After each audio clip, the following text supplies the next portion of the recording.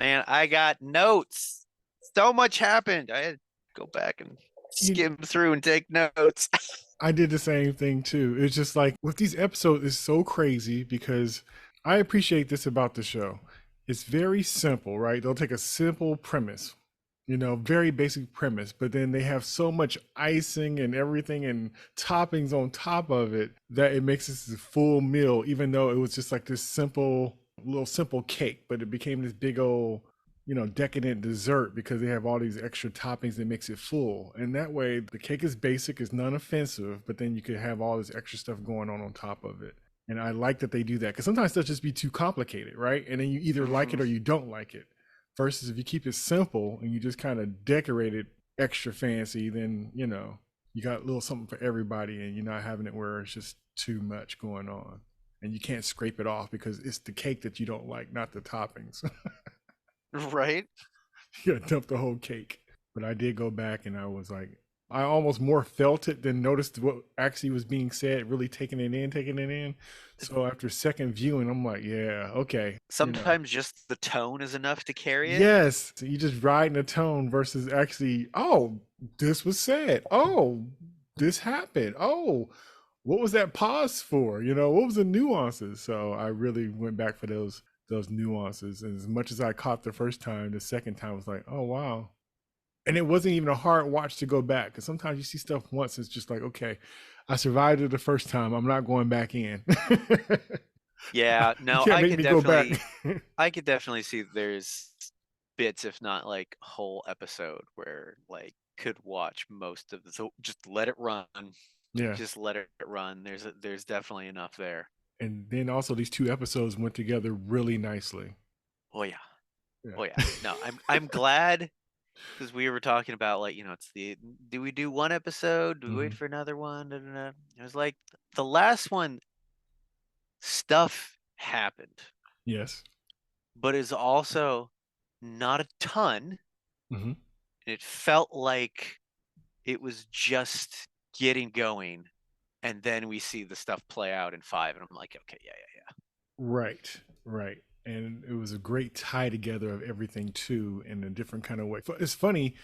I guess we're decent amount within the series. I guess we're on episode what, 5? yeah. Yes. Episode 5, but it seemed like there's so much stuff behind it that got tied up. I don't know. So yeah, it seemed like it's kind of coming together, and all the pieces you've been seeing kind of like started fitting together, and it's just like, oh, they're doing this already. So I guess they're just making room for something even bigger. I think that's what that is. They're doing lots. They're doing lots. We should probably start the show. Okay. I think so. I think so too. I think so too. All right, let's do it. Five, four, three, two.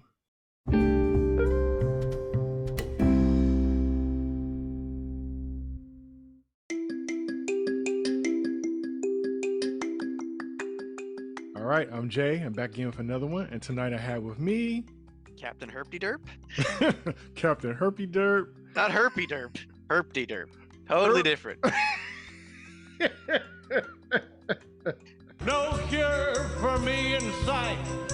I won't go without a fight. I'm the herpes, the herpes. See you in hell, motherfuckers. One is much more questionable than how about you get that title. I occasionally misspeak, I say Herpy Derp. so I feel you. I was listening I to hope I didn't say that. put out episode 3 the other day that we did, and I was like, oh wow, I called the mines of Mandalore the mines of Moria from Lord of the Rings as a slip. Like, It happens, especially with all the history and all the plots and subplots and names and the history and the backstories and all that kind of stuff. That's almost kind of like somebody who is a stuntman, tripping on the sidewalk. You kind of forgive him. He does all this other right? incredible stuff that he survives. So everybody trips up every once in a while. So I would even, It's not yeah. the Olympics. It's not the Olympics. But yeah. So no, I find myself too when I'm listening back, like, oh, I said that wrong. But yeah. Don't worry, I did my homework because there's like so much to unpack. I've got theories. All right, and let's do this proper. So, chapter 20, The Foundling / Jar Jar's Redemption. Let's throw in the theme music.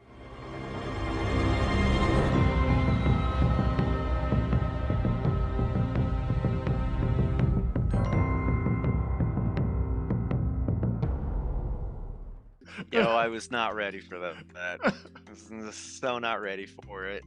Yeah. This episode was an interesting surprise. It was directed by Carl Weathers, once again, which I love his directing style. I love his energy in the episode. Even when it's not a lot going on, I still like his direction and the vibe of his episodes.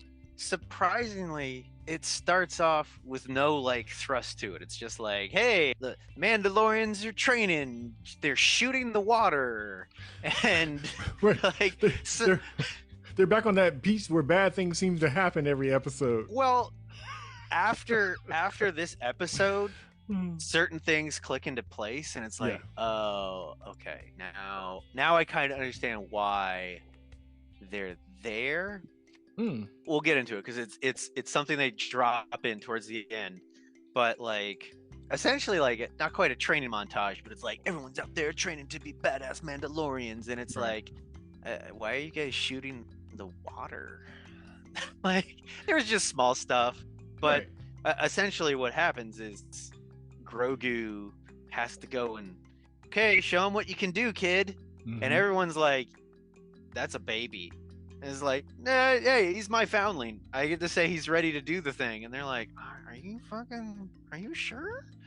And even me, I'm like, are you sure? Like, I know in my head, Grogu can just force chuck this kid. Right. Which is like, yeah, okay. But they have this whole weird thing where it's like, okay, you and the kid that got christened, I think, in the first episode, like you're gonna have a duel. And the kid picks like wrist blasters, they're little paintballs. Yeah. And it was odd because like Grogu's like, am I what? He gets shot once, and then he gets shot with the other paintball. Right. And of course, then Grogu's like, I guess I got to do this. And then when they call start on the third one, he just like triple backflips over the kid behind him, triple backflips back over the kid in front of him, and just like bop, bop, bop, bop, shoots all 3 of his wrist blasters on the kid. Right. Like, I understood what they were doing. The whole thing with, Flex and showing his powers and stuff, and showing that, he's underestimated, and we all know what he could possibly do, along with his father. But it was kind of like he kind of cheated, I know he used what he had, but he kind of cheated. Right. And then I'm like, was he really should be able to, shoot him 3 times in a row? Don't you supposed to have point and then reset the game? Reset the game. Why didn't the other kid just shoot him 3 times in a row to begin with? One or the other. But it was still cute. It's funny how much you forgive when you have like something cute like Grogu that you enjoy seeing. You kind of let stuff slide. You understood what they were trying to do as far as like having that situation come up. I think something with, I don't know, maybe just the camera work, like could have worked better. I can't articulate it more than that, but it just felt odd. And it might have just been the fact that it felt like Grogu was being forced to do something he didn't want to do. But I think what that sets up is all the other Mandalorians are now like, oh, that's just not like some little rinky-dink little tiny kid that Din has. Like, I think this is the first time they've seen Grogu use the Force. Right? Because I think all the other times it's, been other characters. So that might also be why we get the scene with the armor later, which, triggers a flashback, which we'll talk about. But the thing that ends that scene is we get a kidnapping, and it's another giant monstrous creature. We should call it Disaster As we find Beach. out, it's not the first person, and I don't think not even the first kid, maybe, that this flying creature, it's called a Shriek-Hawk. Oh, okay. It's not the first one that they've kidnapped. We see later in its nest, there's a Mandalorian helmet. So, like, wouldn't be what I would be doing if it was, my foundlings, my kids, my friends. I'd be like, why the fuck are you hanging out here? But as I will get to, I think I understand why they're there. It's probably a couple reasons, but Yeah, with as many disasters that commonly happen in that location, to still hang out there when you have other choices or other parts of that planet, there has to be other places where they could stay. It just seemed like, why would you just go back like business as usual with this craziness? And then even with the situation when the kids get taken by the I guess the space pterodactyl, the Shriek Hawk. the Shriek Hawk. It's kind of like when they go to follow the Shriek Hawk, you see something that I've never seen before for the first time, which is that their jetpacks is running out of fuel. And on top of that, this happens all the time, right? So if this is happening all the time, wouldn't you let the person know who has the ship, like, hey, follow us. We normally run out of fuel, or just follow us in your ship. And when we fall out of fuel, you can keep going. I understood and I understand. And then the fact that they just, like you said, just loosely be like, this happens this isn't the first time. This is like a thing. Like, oh, we just ran out of gas. Oh, well, like, huh? Like, even before the running out of gas, this has happened before. So if you're going to have people outside, there needs to be 1 or 2 people that are just designated lookouts. Yes. And all their job is to go, oh shit, here it comes. Like, right. Or that's it. Have the jetpack, the other jetpack, or the spare jetpack that you pack on you, or the extra fuel that you pack onto you, or the ship ready to take off if in this situation you need to follow. They were too far along. We got a quick thinker, and Bo-Katan is like, yeah, I'm not gonna catch that with my jetpack. Good thing I got this badass spaceship over here. I'm gonna go hop in that. And so they're able to track it all the way back. It's funny that she knew that, being new, and they, who keeps going through the same tragedy, didn't think to resolve it in that way. But it was fun. It was what it was. A funny thing about, like, a bad thing happened. Maybe we should plan around the bad thing maybe happening again. Mm-hmm.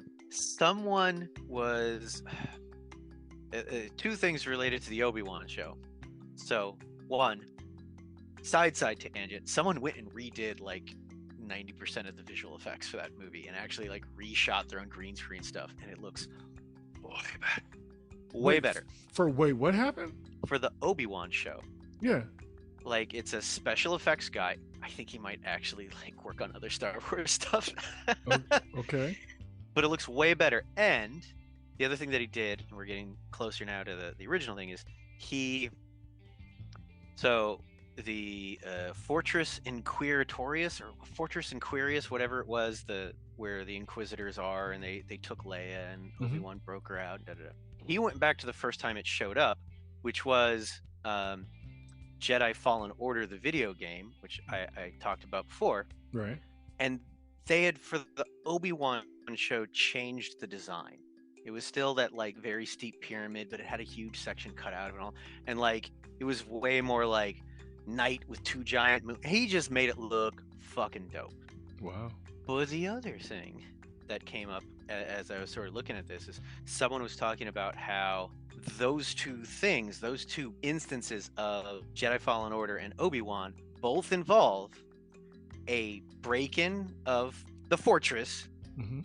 Both times a Jedi swims in underwater and comes in from below and causes massive havoc, right? Right.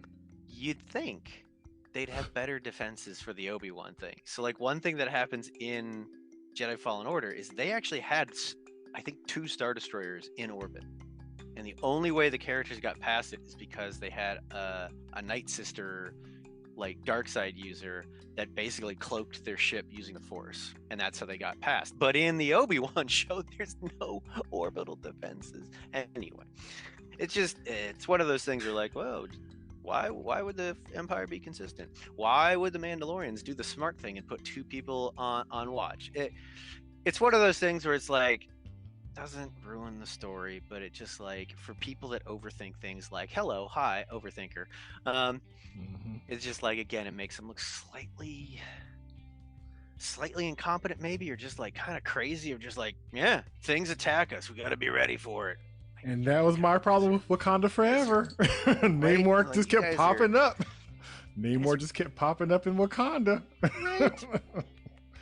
So the interesting thing when Bo followed, and like there's its nest, we can, we can't really use our jetpacks because it's gonna hear us coming. We can't fly in, so they're like planning this mission, and she's like, me and Din, we're definitely gonna go.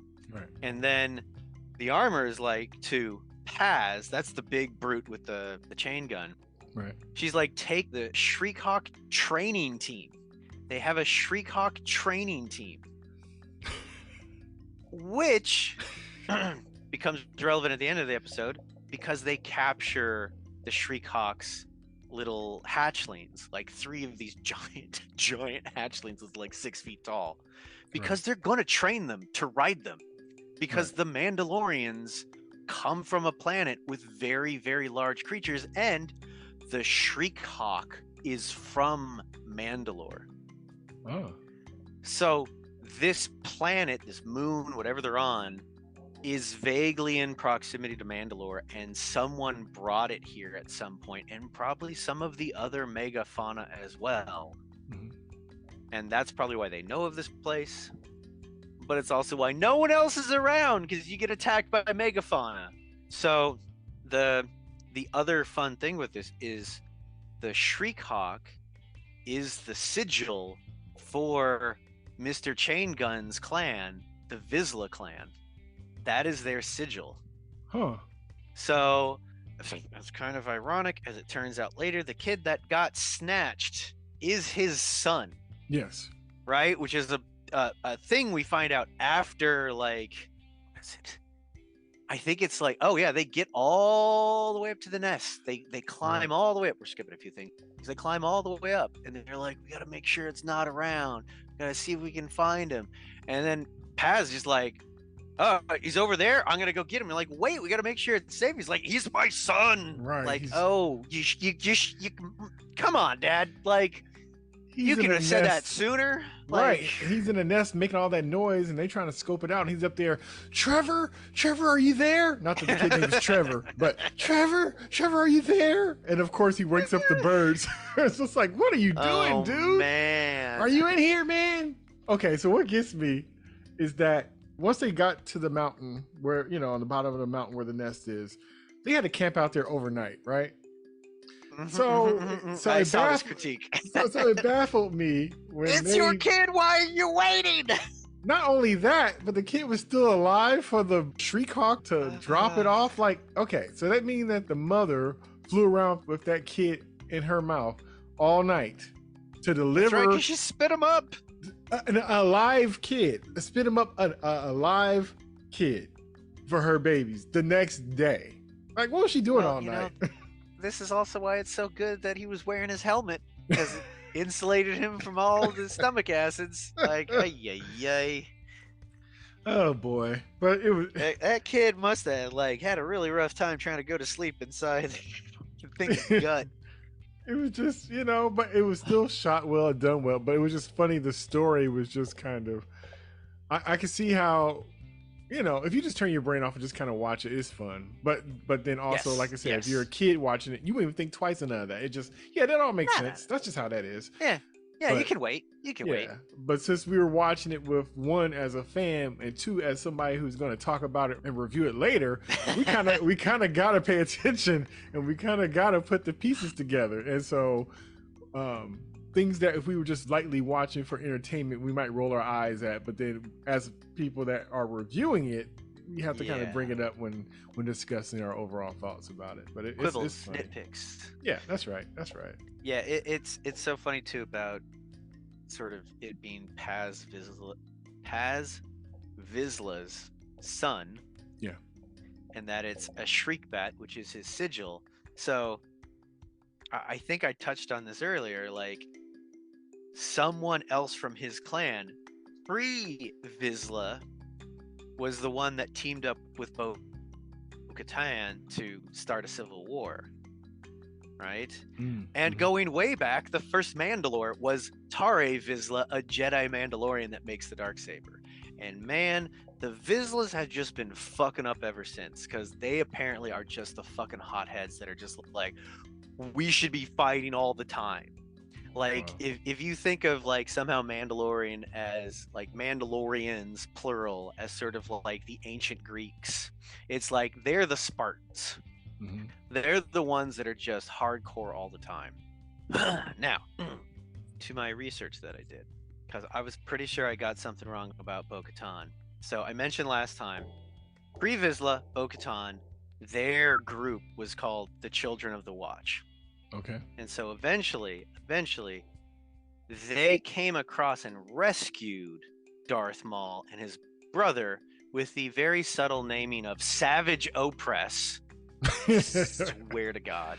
That's crazy. So creative, George. So eventually, they kind of like realize that they have common enemies. Like Maul at this point basically wants revenge on the Emperor. So there's a little bit of like we can work together, and then basically I think pre-Vizsla betrays them.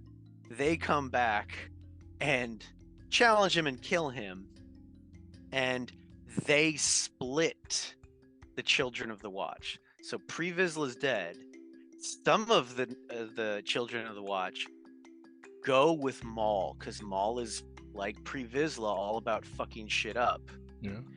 And then Bo-Katan splits away at that point, and she forms the Night Owls, and that's what her sigils on her helmet are. That's why it looks like two eyes up above with a beak. Yeah. That's, sorry I got that wrong, but that makes it a little bit different than she was on board with Darth Maul, because once that happened, she's like, peace, I'm out. Nope, not about this. And here's the other fun bit. So I think they're like what, Mandalorian special, like super commandos, are what the Mandalorians are that followed Maul, right? They switched the coloring to red. Some of them modified their helmets to have horns like Darth Maul. Oh, that's dope. That's dope. Right? But coming back now, everyone following along, coming back now to this show, and I don't know why I didn't make this connection earlier, and it's probably because I just didn't watch the Clone Wars when all this was going on.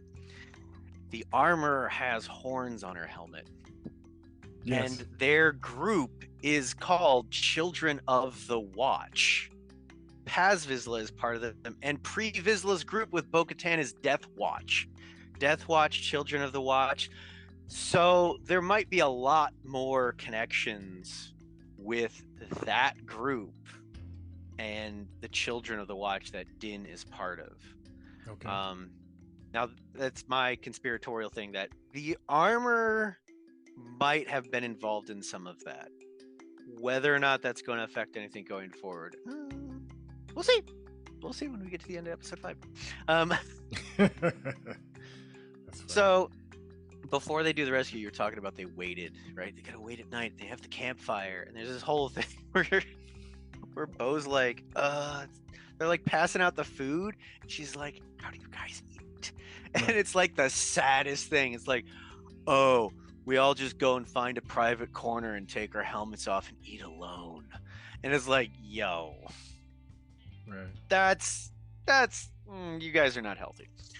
But the like, that's a little bit of sprinkling of like more of the culture and all that sort of stuff. But the interesting point, like I'm sure the whole reason of that scene is like Bo's getting up to like, you know, go and find her own spot away from the campfire. Right. And Paz Vizsla is like, no, you're the war party leader. Yeah. You get the honor of staying at the fire. So it's one thing if she had been just like, oh, you're new, okay, cool, you're helping out. But it's like, no, this is happening because of you. Yeah. You're in charge. You get to stay by the fire. So it's a very big sort of tonal switch, because Paz, for the most part, has been not friendly to everyone, Right. right? He doesn't, for the most part, doesn't give Din the time of day, challenged him for the dark saber. Like, he's aggressive and kind of ambitious, kind of like pre-Vizsla, and look where that got him, killed by Maul. So it is a switch in how at least he is interacting with Bo-Katan. Yes, and they're using his personality in the right places in the right way to make a certain point. It's almost kind of like how they use Worf in Star Trek. Reading my mind, I was literally about to say it's like a weird version of the Worf effect. That's funny. Right? Because it's, you know, instead of we need someone to come across and as a badass, have him beat up our badass. It's like, right. No, we're gonna have our jerk, who's been a jerk to everyone, not be a jerk and give respect, and that means so much more. So yeah, Yes. it was Beautifully good. done. It's good. I think it's great too that Bo-Katan get a chance to kind of earn her place with them. We've seen so many things where one little simple thing or one thing changes the thoughts and minds of people around them and all that. She's literally piece by piece, either reluctantly or accidentally, is going further along within the group, you know. Even her placement as far as like being the leader, because she took charge to find the kid. So, okay, well, you got the furthest, you are leading the situation. Right. So even with all that, it's just nicely how, you know, how, like I said, she's like looking up and she's just finding herself progressing further along. And it's not even like a sneaky kind of thing. It's kind of like she's just doing what she would normally do. Exactly. She doesn't change any of her moves. Exactly. These are her moves. Exactly. It's kind of like an actual sort of meritorious recognition of like, yeah, no, you're good. Here, you be in charge. Cool. And then we get the cut back to the armor having a conversation with Grogu about continuing his training, and she's forging him a new piece of Beskar. Right. I saw things online. It's not a big piece, but for his body size, it like covers his whole chest. And I saw so many things of like, dude, someone's gonna fucking shoot Grogu in the chest, and the Beskar is gonna ping. Right. Like he's gonna wear it underneath, right? And we're gonna have a moment of and it's like, oh right, he's got the Beskar. He's got the Beskar. Okay. Yeah. But I forget like the particulars of what sort of she's talking about. But it triggers another flashback for him. Yeah, she was kind of giving the history as she was going along with the making of his armor. Oh, Mandalorian history, yeah. Yeah. Which brings up his history, and then we get the extended Order 66 flashback. And man, I was not ready for this.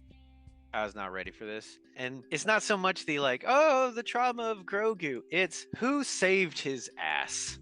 Right. It kind of picks up like because he had the vision. I forget. I think it was Book of Boba Fett, right? He had the flashback with Luke, and he kind of just had the scene of a, you know, fuzzy hallway with some Jedi getting killed, and that was mostly it. And so it pretty much picks up from there. And we pretty much see the same sort of four Jedi. Takes a little bit longer, but they go down, and he gets shoved basically into a turbo lift. Turbo lift goes up, and when it opens, there's a Jedi there waiting for him, and clearly like waiting specifically for Grogu. Like it's a thing that the Jedi are trying to get Grogu in particular out. Right. Why? Question mark. Okay, but he picks up a fallen lightsaber, and I'm sure everybody knows it by now, but it's Ahmed Best who played Jar Jar Binks. Right. And the funny thing is, it's not technically a new character. That's what I heard. He's played this character before because like what was it? It was a YouTube show like maybe 2 or 3 years ago, and it was basically like, you know, Temple Run from back in the day on Nickelodeon, where it's like they're playing like little obstacle course challenges with kids, and they're all like Padawans, and he's playing. I got the name. Who is it? Kelleran Beck. Yep. Right. So it's him. Door opens. He's looking grizzled. He's got some definite 5 o'clock, maybe 10 p.m. shadow on his face. and he takes apart some stormtroopers. Like, he genuinely gets a badass, like, multiple badass moments. They did him so right. They Like, did. It was a little OP, but everything he went through, he deserves that. You know what I mean? You could tell. You could see the literal overcompensation, but it's just like, but you deserve it. but right? but you deserve it though. After all you went through, let him have apparently, it. like, part of the character's established backstory is he's called the Saber Fist. Right? Because he's like such a great combatant and he's a dual wielder. And it's just like, okay, wow. I don't care. Go with it. Go with it. And so for anyone that doesn't know, part of why this is a big deal, it's not just like, hey, it's the guy that played Jar Jar Binks back in the day. Right. Is like, he as an actor got so much shit for Jar Jar. Not like, hey, we didn't like your performance. They didn't like Jar Jar the character, and a lot of people took it out on him. Yeah. Same thing happened with Jake Lloyd, who played young Anakin. Like, they didn't like the 6-year-old. So let's take it out on the actor. And Ahmed Best, like, I think it was a few years ago, he had an interview come out where, like, he was like, no, like, there's a spot I take my kid out on the bridge, right? Because that was the spot, like, X number of years ago, I almost committed suicide because I was dealing with all this backlash. Wow. And, like, you know, my career wasn't in a good place, and, like, he almost killed himself. He genuinely almost killed himself, and he didn't. And so now that spot on the bridge is where he broke away from that and started sort of rebuilding himself and just shoving away, you know, all that negativity. Wow. But for Star Wars to bring him back, and it's not the first time, he had a small role in, like, the Clone Wars movie, like, bit part. But this is, like, really allowing people to come back to the actor. Yeah. Right? So I think it works even if somehow you didn't know who that was, right? It just sort of works of, like, here's this Jedi, here's this great action sequence. He's trying to get him away from the Jedi Temple. He's getting shot down out of the sky by, like, stormtroopers, barely lands on a platform where there's a waiting Naboo ship with troopers, and I think the Naboo troopers, like, fight off or try to fight off the clone troopers that land right on their tail, and it's just to give him and Grogu time to get on the ship and fly away. Right. And they jump to hyperspace after they get to orbit. But clearly it's like, well, there'll be more. Where are they going? All that sort of stuff. But that escape scene where they're flying through the city, that was beautiful. Yeah, like going through the city and it looked like the prequels version of Coruscant. Yes, it's done very well. I really enjoyed that. And of course, now there are people thinking, well, that's a Naboo ship, and who at that point in time is the senator from Naboo? Jar Jar Binks. So some people are like, wait a minute, is Jar Jar Binks working with Jar Jar Binks to save Grogu? And it becomes, I think, this larger question now of, like, why are they all trying to save Grogu?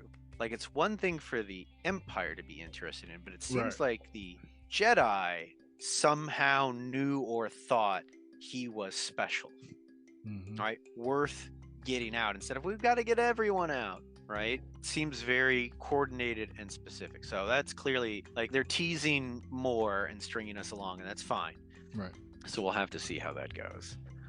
And then Grogu's like, more flashback. Yeah, it was really good. I guess flashback layer storytelling that was incorporated in the middle of a different story sandwich. And so after that segment of the flashback, we get back to the mission. The kid has been saved.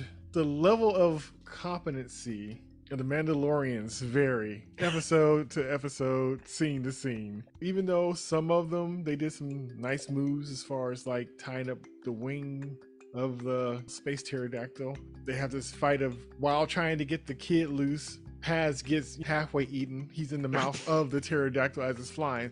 So that pterodactyl is taking out the whole family at one time. We got the kid trying to crush and feed him, and then the dad is in the mouth, trying to get swallowed. And so this is rescue mission that's kind of, they're trying to work it out, and they do end up working it out. And it's just kind of funny that Bo-Katan's the key player because she's yes, the one that gets in close and stabs it in the eye. yeah, so he could And drop that the dad and the then, drop dad and the kid. and she flies, yeah, and she saves them.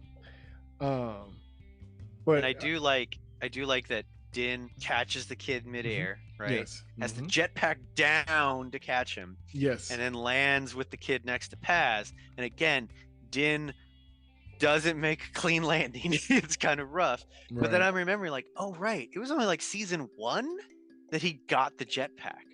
A lot of the other Mandalorians like got their jetpacks a long time ago. I feel like Din is like the poor kid Mandalorian.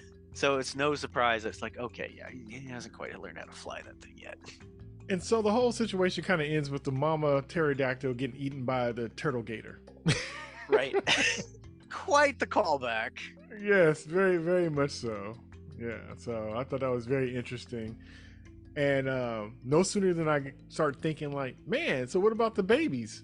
Then we have a scene where they're coming back to camp and Bo-Katan mentions that they're gonna train them. Yeah, that they have some new foundlings that they want to train, and the three birds come, the three pterodactyl birds comes out of the ship, and welcome to the clan. The Mandalorians like writing stuff, so I remember there's a old Dark Horse Star Wars run.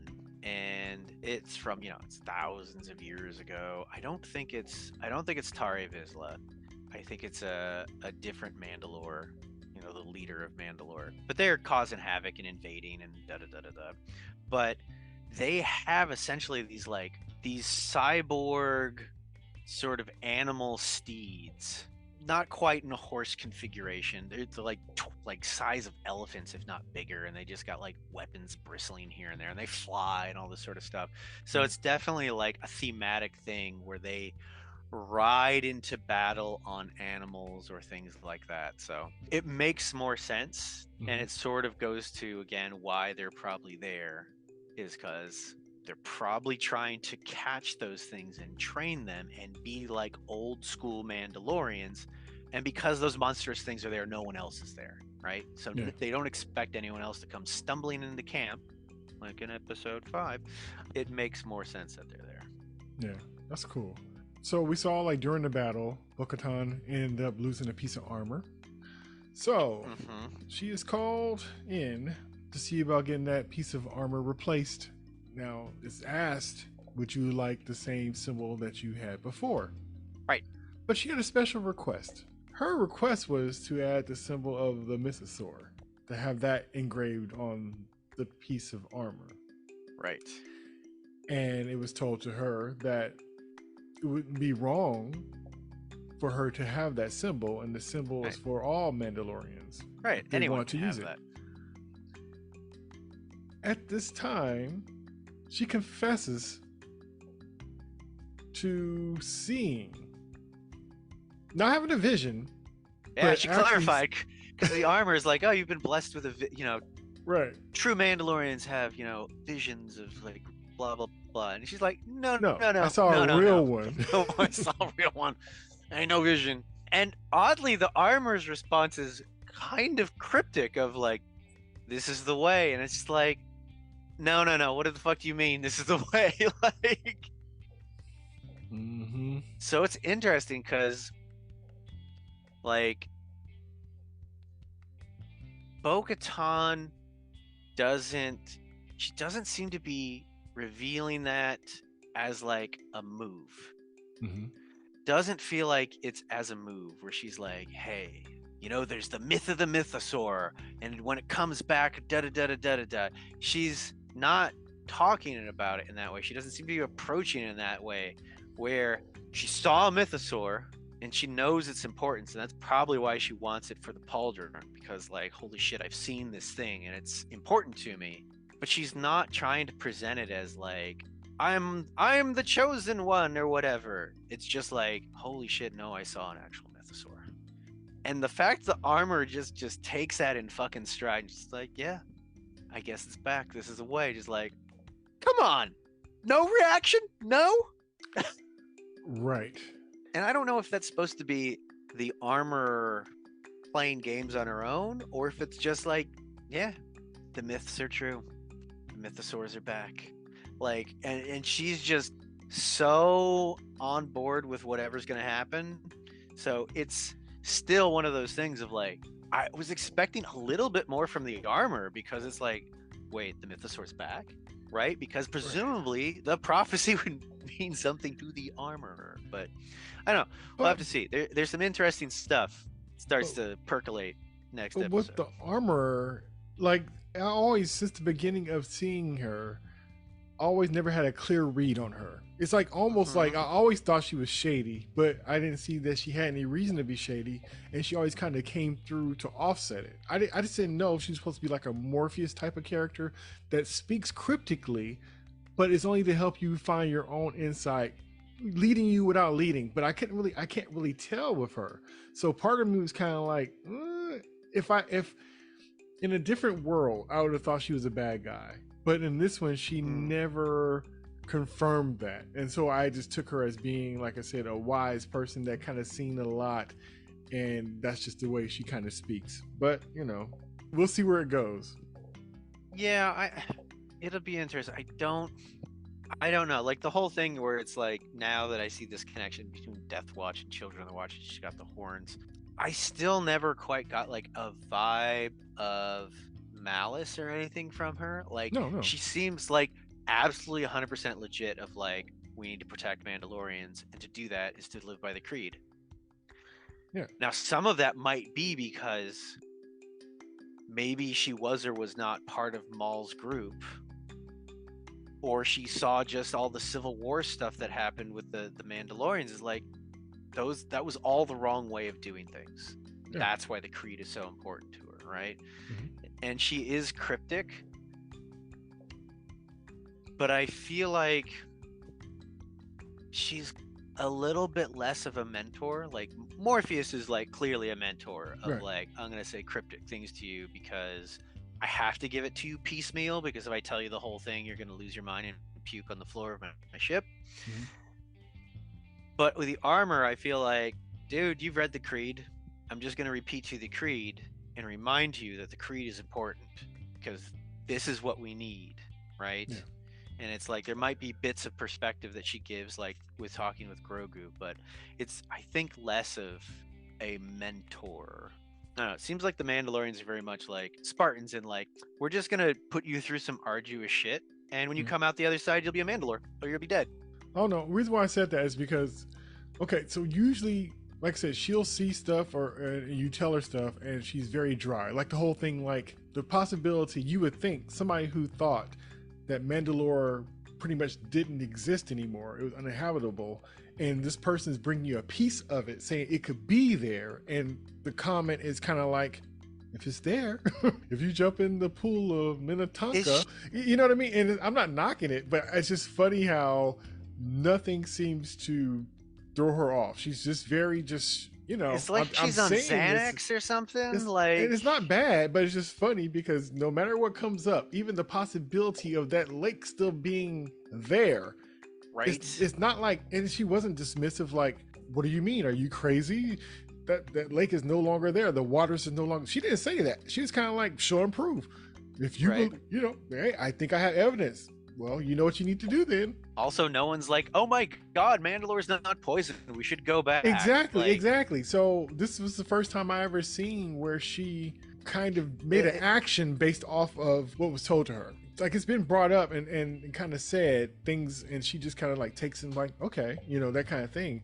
So later on, we get some like confirmation that not only does she hear things, she also moves based off of them if she feels she needs to, which I think is interesting. Yeah. Okay. Yeah. Okay. All right. So that was chapter 20, The Foundlings.